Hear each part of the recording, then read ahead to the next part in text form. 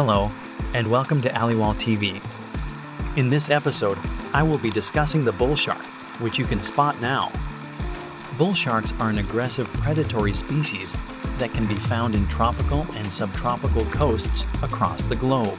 That being said, it is this species of shark that has the best ability to move into fresh waters, preferencing large coastal rivers and lakes.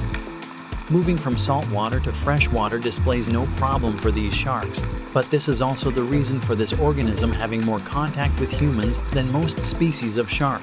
This is why this species is responsible for most fatal bites to humans than any other shark species. Bull sharks can reach a length of 11 feet, or 3.5 meters, and weigh up to nearly 700 pounds, or 315 kilograms. Their appetite is just as big as their size, as they have a wide range of prey that they eat. They have been known to eat several species of bony fish, other small sharks, some mammals, which are both terrestrial and marine, as well as sea turtles. It is not until the bull shark is 15 to 20 years old that it matures into an adult.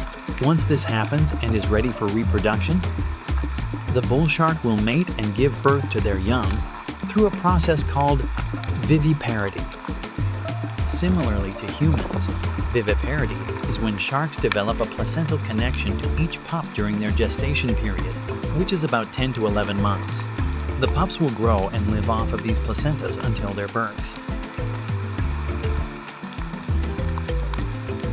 Regarding the bull shark's conservation status, the IUCN has most recently listed this species as vulnerable to extinction. How is this so? Well, in previous years, bull sharks were commercially fished for their fins, liver oil, and skin, which greatly damaged their whole population. This caused the United States to take action in 2000 and ban shark finning.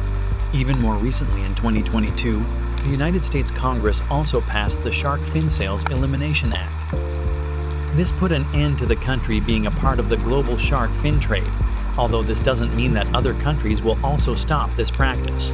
Not only that, but now bycatch is such a major contributor to their decreasing population. If we want to prevent bycatch from occurring as much as possible, fisheries need to use modified fishing gear to prevent bull sharks from being captured, as well as using more eco-friendly fishing practices. If we can advocate to push for this shift in fishing, then we will be one step closer to protecting the bull sharks, as well as other marine organisms affected by bycatch.